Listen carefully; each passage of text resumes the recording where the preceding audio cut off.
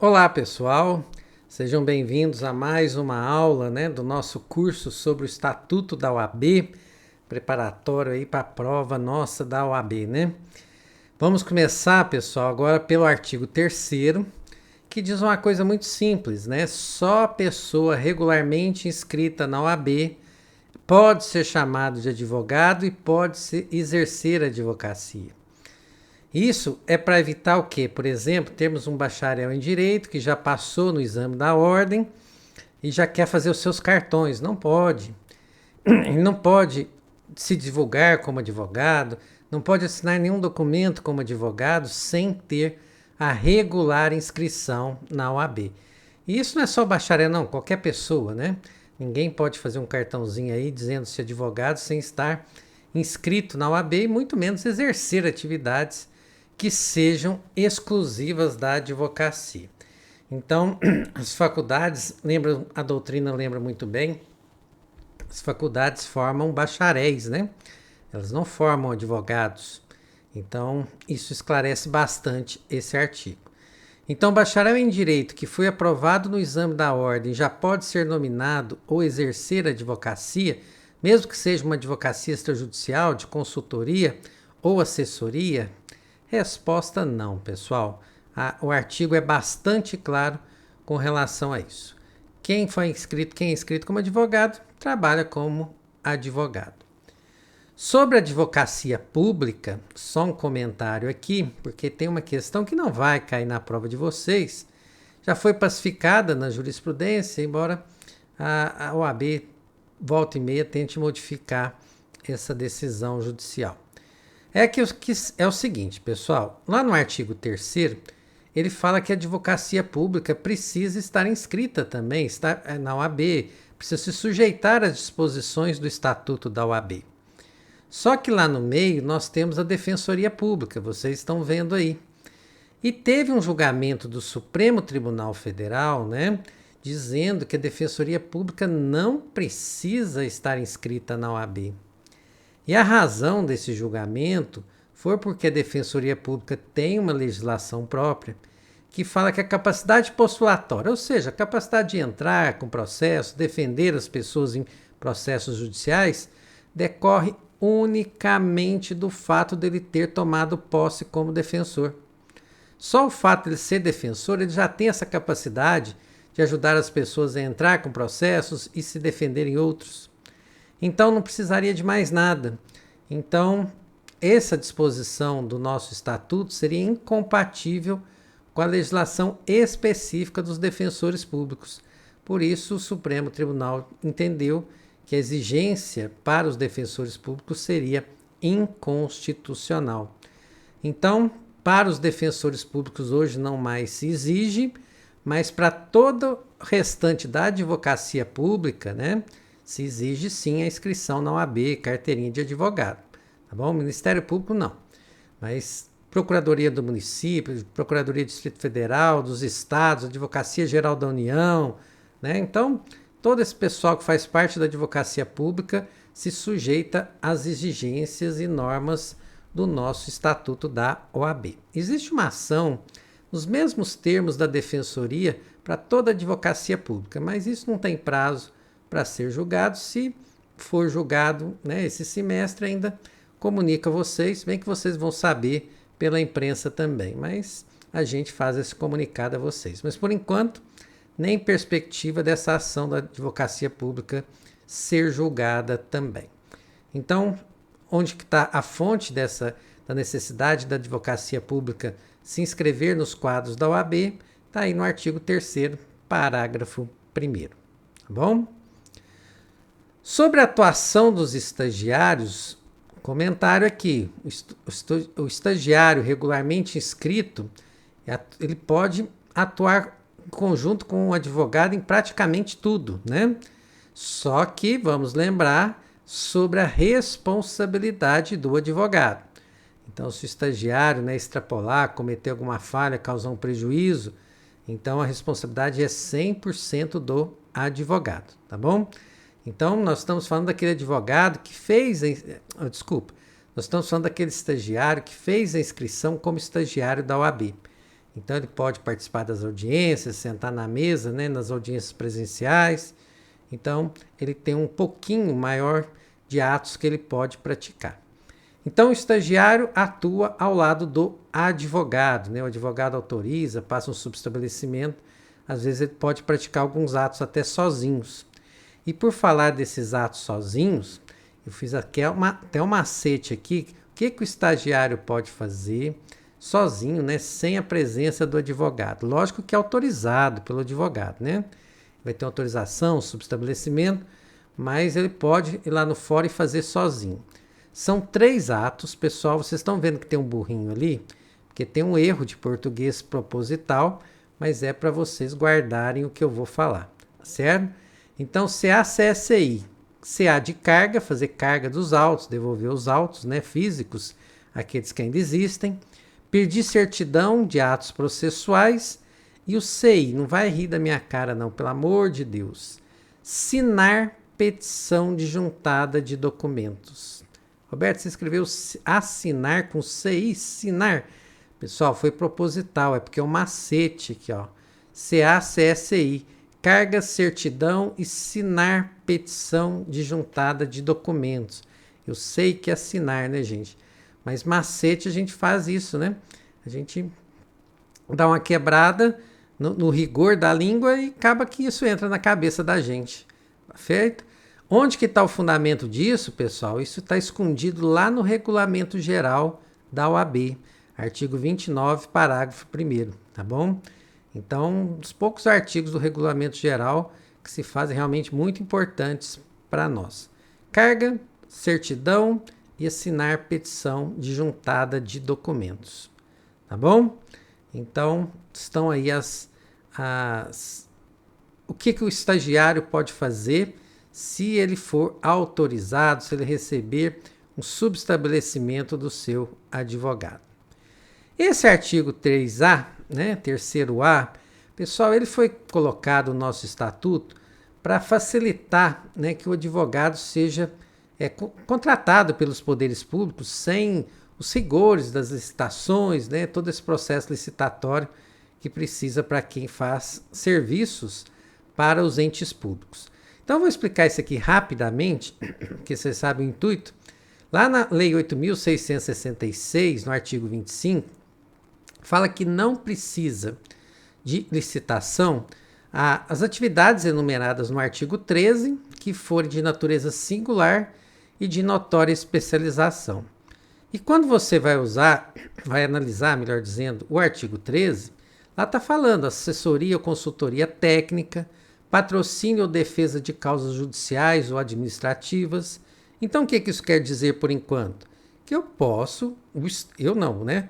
O Estado pode, eventualmente, contratar serviços de um profissional do direito sem passar pelos procedimentos licitatórios. Consta lá no artigo 13, já é o primeiro passo. Segundo passo, que tem a natureza singular, ou seja, é um negócio diferenciado, não tem igual. E o terceiro requisito, que tenha especialização notória. O que quer dizer isso? Que todo mundo realmente reconheça aquele advogado como um dos melhores da sua área. Um advogado de renome, reconhecido. O problema disso é que a prova da natureza singular e da especialização notória nunca foi fácil, né? Pelo contrário, era bem difícil, né? Você assim, nossa, o advogado que faz um trabalho sem igual e todo mundo reconhece pela excelência do seu trabalho. Tem muitos, né? Não são poucos que fazem isso. Então, esse artigo 3, item A, né? Vamos falar assim, terceiro A do nosso estatuto, ele tem um parágrafo único que cria uma presunção de natureza singular e especialização notória. Então, isso acontece como? Você analisa as atuações anteriores do advogado, o que ele escreve, os artigos que ele publica, os eventos que ele costuma participar, palestrando, certo? O renome que ele tem na sociedade. Então, fazendo prova desses elementos, você prova que o serviço daquele advogado é de natureza singular, tem especialização notória e pode ser contratado sem os procedimentos licitatórios. Só para isso, Tá bom? Então, todo esse artigo só teve essa finalidade de falar aquele advogado renomado que escreve, participa de muitas palestras, né? Então, ele já tem as qualificações necessárias para ser contratado por um ente público sem passar pelos procedimentos de licitação, tá bom? Artigo 4º vai falar dos atos nulos, né? Na verdade, nós só vamos enumerar aqui porque essas disposições têm artigos outros para frente, pessoal. Então, o artigo 4º está falando que é nulo o ato privativo de advogado praticado por pessoa que não é advogado. Então, se alguém faz ato de advogado sem ser advogado, aquilo é nulo. Mas isso é só o começo. A punição é não só para a pessoa que praticou, mas também se um advogado facilitou essa prática. Isso acontece muito quando o advogado está numa cidade e monta um escritório na outra, sabe? E aí ele vai lá uma vez por semana e deixa lá estagiário advogando. Então, esse artigo foi pensando nessas figuras aqui. Mas deixa eu mostrar para vocês, isso aqui que nos interessa. Você saberia enumerar todos os atos de nulidade previstos no nosso estatuto? Se eu te perguntasse isso agora, você responderia, sei lá. E a resposta é essa mesmo, tá certo? São nulos os atos praticados por advogado suspenso, ó o macete aí, pessoal. Advogado suspenso, advogado excluído, advogado impedido ou incompatível, advogado licenciado e, lógico, aquela pessoa que não tem inscrição, que não é advogado, é um terceiro, né? Então, repetindo aqui, sei lá, suspenso, excluído, impedido ou incompatível, licenciado ou ausência de inscrição. O que é suspensão? Uma punição temporária. 30 dias a 1 ano. Nós vamos estudar isso. Pena máxima, advogado que foi excluído dos quadros da OAB. Advogado que exerce atividades que são incompatíveis. Um juiz de direito não pode ser advogado, um titular de cartório também não pode. Vamos estudar isso.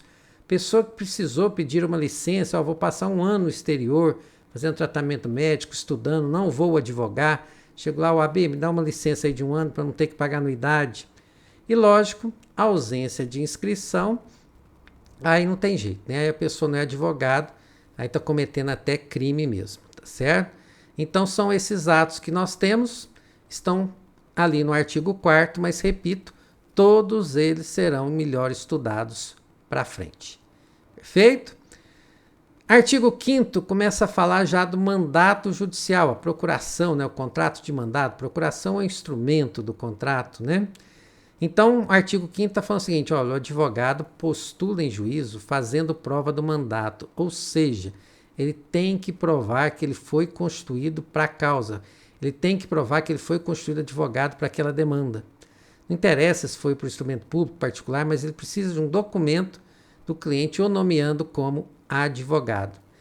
Essa procuração, né, que é esse documento, ela vale até o fim do processo, viu, pessoal? Não precisa renovar. Outorgou uma vez, ela perdura até o fim do processo, não importa o número de anos que isso vai levar. Então, eu tenho que ter a procuração, mas se for um caso urgente, por exemplo, meu cliente está com uma ordem de prisão aqui, está no exterior, se ele voltar para o Brasil, né, ele está voltando, vai ser preso, eu preciso solucionar, ou ele já foi preso no Brasil, né? Como é que eu vou atuar em casos de urgência? Pessoal, o nosso estatuto fala que se for urgente, não tem problema. O advogado vai lá, faz a petição, faz a requisição, mas na mesma petição ele já explica que o caso é urgente e pede 15 dias de prazo para apresentar a procuração. Se não for possível, ele pede mais 15.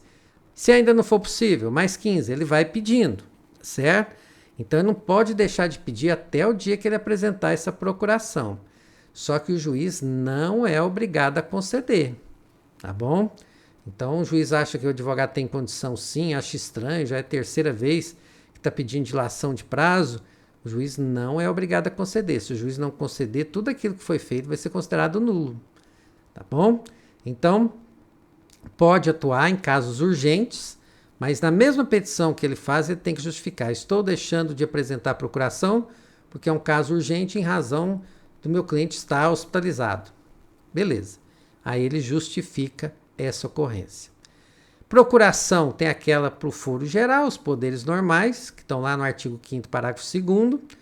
Mas o CPC, pessoal, o CPC tem um artigo lá 105 que ele fala dos poderes especiais que podem ser concedidos ao advogado. Então, quando for aquela procuração sem poderes especiais, a gente chama de procuração ad judicia. É o beabá, né, para atuar no processo. Se tiver poderes especiais, a gente chama de procuração ad judicia et extra. Poderes para receber citação, confessar, reconhecer procedência do pedido, transigir, desistir, renunciar, receber, da quitação, compromisso, né, declaração de hipossuficiência. Tudo isso precisa de poderes especiais, precisa estar escrito na procuração. Então, essa procuração, tendo poderes especiais, ela é chamada ad judicia et extra. Tá bom? Então, esse é o nosso mandato. Tem um artigo novo, nosso estatuto, lembrando que em matéria de assessoria, consultoria, que são orientações extrajudiciais, não precisa ser por escrito não, tá? Isso é para facilitar o advogado receber os seus honorários. Muitas vezes ele está dando assessoria, consultoria para alguém, não tem documentação e aí o cara depois não quer pagar, fala assim, não assinei nada. Então esse artigo lembra que essa assessoria e consultoria pode ser verbal. Então basta o advogado provar que ele prestava esse serviço para o seu cliente. Sobre a renúncia ou revogação de mandato, né, da procuração, renúncia é ato do advogado, eu não quero mais aquele cidadão como meu cliente. Revogação é o ato do cliente que não me quer mais como advogado. Então, renúncia é o advogado que faz, revogação, o cliente que faz. Se o advogado quiser renunciar, precisa constar motivo? Pessoal, cuidado com isso aqui, porque é proibido. Código de Ética e Disciplina, lá no artigo 16, proíbe o advogado de justificar motivo no ato da renúncia. Isso é coisa para ele resolver com o cliente depois. No documento, esse documento que vai ser apresentado, né, no fórum, no processo, não tem nada disso. É só avisando que não mais serei seu advogado, ponto final. Perfeito? E aí, como é que é o trâmite disso? O advogado deseja renunciar, normalmente acontece assim. Faz uma notificação ao cliente, o cliente recebe a notificação, o comprovante volta ao advogado, o advogado comunica o juiz sobre a renúncia. Pessoal, o que o código quer, né, o estatuto quer, é que o advogado continue sendo advogado para todos os atos, até participando de audiência, até 10 dias depois que o cliente recebe essa notificação. Certo? Então, recebeu, 10 dias eu sou advogado, depois automaticamente eu já deixo de ser advogado. Esse prazo pode ser encurtado se o cliente recebe a notificação e antes dos 10 dias ele constitui novo advogado. O advogado vai lá no processo e apresenta a procuração. Na hora que esse advogado apresenta a procuração, pessoal, a minha é extinta imediatamente. Tá bom? Então, se o cliente recebe notificação e não faz nada, 10 dias. Se ele corre e constitui um advogado, eu estou fora imediatamente. Um erro muito comum é as pessoas acharem que os 10 dias contam-se da comunicação do juiz à renúncia. Não tem nada disso, não precisa da autorização do juiz, nada. Certo? Às vezes o juiz fica sabendo dessa comunicada da renúncia e o advogado nem é mais advogado. Tá bom? E o último ato que eu tenho que falar aqui é sobre subestabelecimento, para a gente acabar essa primeira parte. Subestabelecimento, o ato do advogado que transfere os poderes recebidos para outro. E aí tem algumas coisinhas que eu preciso explicar sobre isso. Tem subestabelecimento com reserva de poderes e sem reserva de poderes. Qual que é a diferença de um e outro? Com reserva de poderes, o advogado continua no processo. Eu passei para outro e eu vou trabalhar junto com ele. Sem reservas, o advogado está dando tchau ao processo. Eu não vou continuar, estou te subestabelecendo para você fazer sozinho e eu não quero mais. Nas duas situações, tem que comunicar o cliente antes de fazer o subestabelecimento? Resposta não. A gente só comunica se é sem reservas. Sabe por quê? Por um motivo óbvio. O cliente me contratou, eu vou subestabelecer para o João. Meu cliente não conhece o João. Então vai ficar extremamente seguro. Agora, se o Roberto quiser subestabelecer com reservas O cliente não tem problema nenhum, porque o Roberto continua no processo, então ele está despreocupado, tá bom? E quem paga os honorários é o advogado que subestabeleceu, certinho? A não ser que tenha convenção em sentido contrário. Tudo certo, pessoal? Então tá bom. Eu falo meio aceleradinho, né? Por causa do limite de tempo aqui que nós temos. Mas qualquer dúvida, pode me chamar ali no AVA, por internet, onde vocês quiserem que a gente tire as dúvidas de vocês. Grande abraço, pessoal!